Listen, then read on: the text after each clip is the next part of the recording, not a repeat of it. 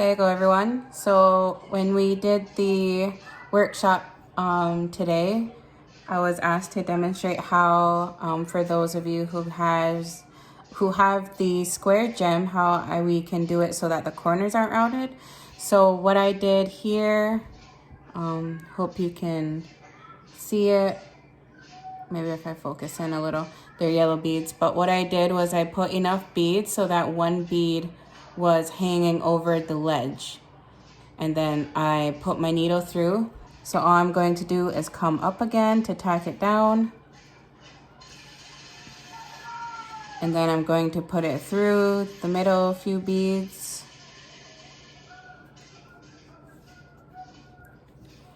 And then instead of continuing and going this way to start beading, I am going to end my row here. So I'm going to put my needle through at the end of the row of beads. So it looks like that, and then my threads on the other side. And then I'm going to come up on this side, you can see it better this way, on this side of the bead and start my row this way. Doing this, you'll get more of the pointed corner instead of the rounded corner if you just continue to bead. So what we're doing is creating that corner. So I'm just going to pull my thread through and add my 6 again. I'm not doing a particular pattern. I am doing what is called bead soup, where you put your beads just in a pile together, and whatever bead end up falling on your needle is what bead you use.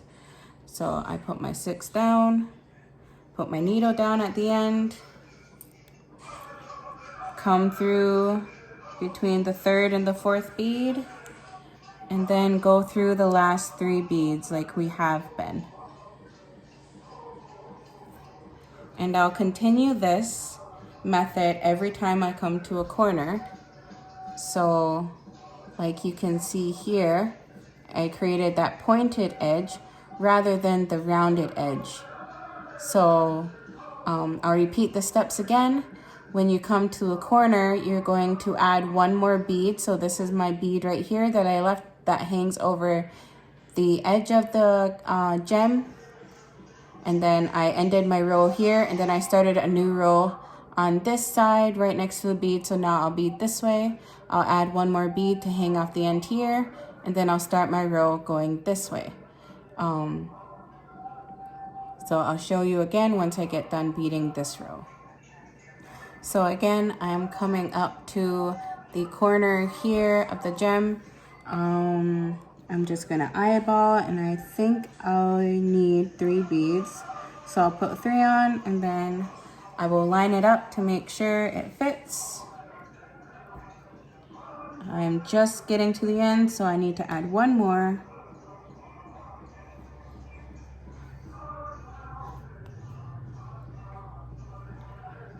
See how it fits on there.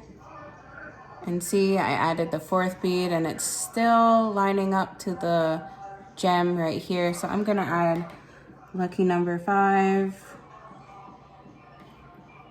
just so I get that 1 bead overhang, so I can create that. So I can create the square sharp corner effect.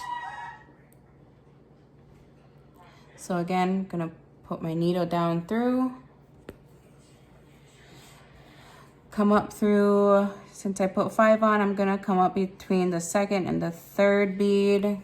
Just estimate the middle, and then go through the last 3 beads. And then I'm going to put my needle through to end this row. And now starting on the new row, I am going to come up on the other side of the bead, right next to it. Try to get that as close as I can. Let me see if I can focus that. As you can see, the needle's right there, the end of the bead. I am right on the side of the bead there.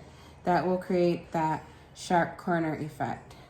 So what I'll do is finish beading on my first row. And then after, you guys are more than welcome to do a second row, a third row. You can do as many rows as you want to make this however big you want. When you're done, you are going to cut it out. My suggestion for cutting it out is to leave a slight border of felt.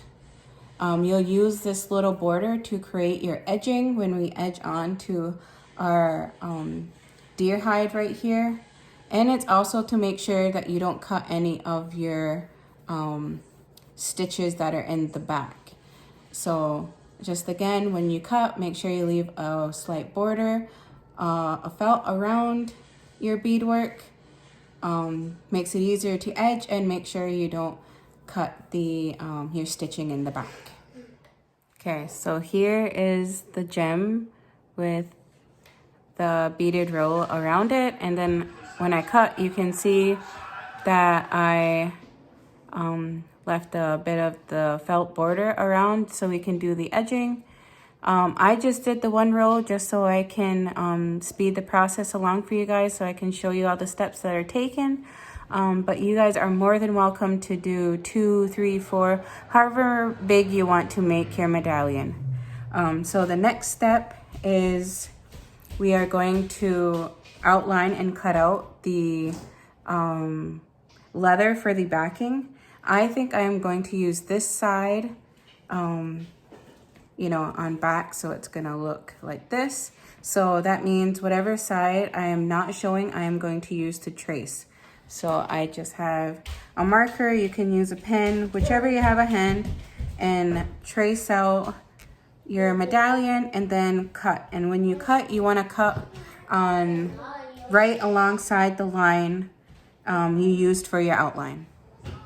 All right, so now I have the leather hide backing cut out. So all I did was take the leather needle and I did a single thread line. So you see I have the axis here, and I knotted it at the end. So since this is the side I want facing out, I'm going to pull my thread throughout this way so that the knots and everything are hidden in the back. I think I want to turn my square into a diamond shape, let it hang I guess on its axis. So I'm going to push the needle through that way. So as you see, the rope's coming through the side that I want, and the knot is over here. This is where we add in our oval shaped pony beads, like plastic beads. So start adding those on. You can do whichever pattern you want. I'm just gonna do one of each color and just continue that pattern all the way through till I am done. So as you can see now, I am finished with all of my beads, and all I'm going to do is poke through this way to make a knot on the other side, and trying to get it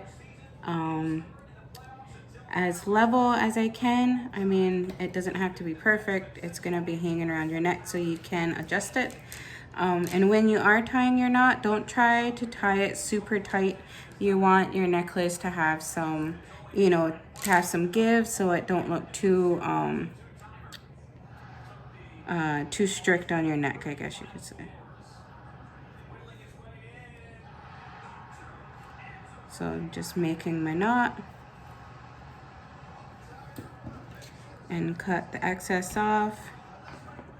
So now we are ready to attach our medallion to it and start the edging.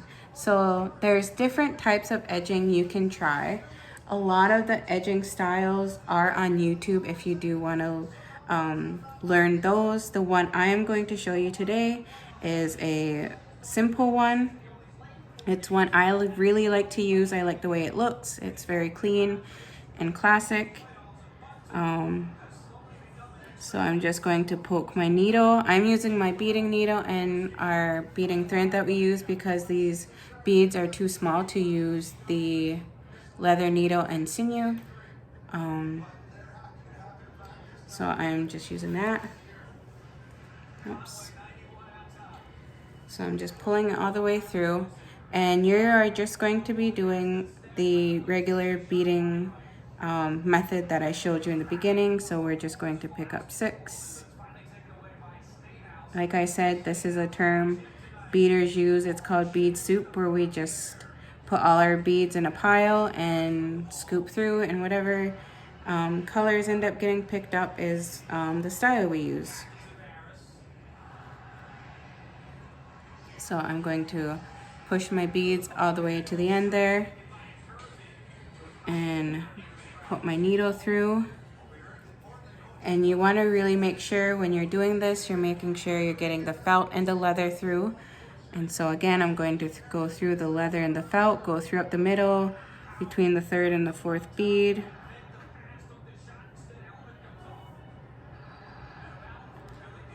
Beading on leather can be a little bit challenging. It's a little bit harder to do. It's always good to have excess to help, the excess leather to help pull it through if you need to. So just gonna continue and go through the last 3 beads. Oops, be careful not to get it caught up in the necklace part. And so I'm just gonna continue. So I'm gonna continue, pick up 6 beads, whatever 6 beads decide to fall onto my needle, pull it all the way through,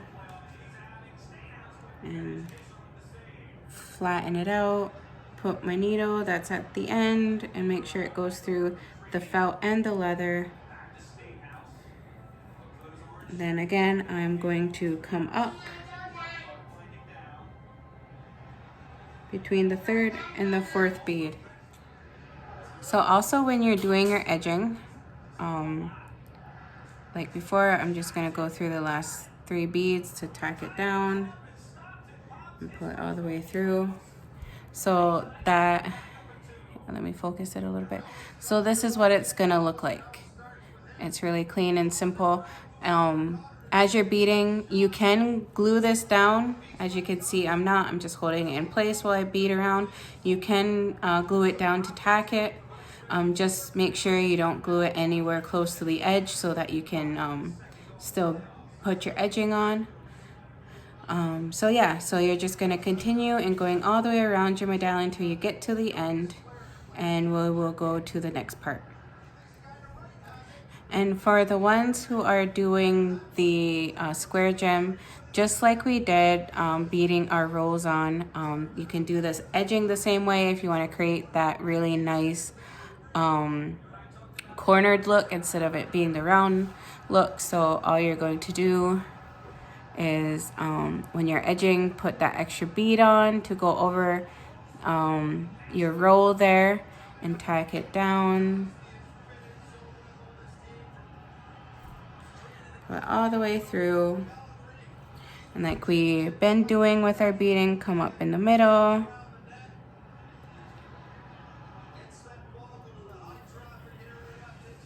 and then go through the last few beads there to tack it down. And just like we did with our edging, I'm going to end that row here, so I'm going to put my thread through again to end it, and just like that. So you can see there's a bead hanging over the row here. So now I'm going to put my needle and thread up through this bead on this side and continue the row this way. I'm going to do the same thing on this corner. Make sure I leave that extra bead to hang over the edge here, so then I can also create this nice and angled, sharp angled corner here. So I'm just getting to the end of my edging here. So like we have been doing, I'm just putting 6 on my needle, laying it flat, pushing it all the way in a nice neat line, and then pushing my needle through the end, making sure to get my needle through the felt and the leather. Then I'm just gonna come up through between, the third and the fourth bead. Just when you get to the end, it gets hard. Try not to get caught in the necklace part. And then to tie it down, push my needle through the last 3 beads. So it looks like I may need 2 more beads to finish it off.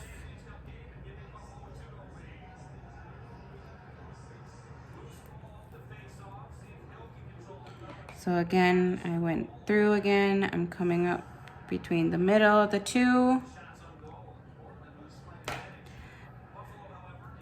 And then using my needle and go through the last 2. And like we did with the other rows, I am also putting it through the last 1 bead, but I'm also going through the last 2 in the row that I started with. So it all becomes one uniformed row. So once you're done with this, you can tie a knot in the back and it will be finished. One last step that I like doing is taking my scissors and very, very carefully, as you can see, there is some overhang of the leather at the end there. Very carefully just cut that off. And there you have it. You have your own medallion that you can wear.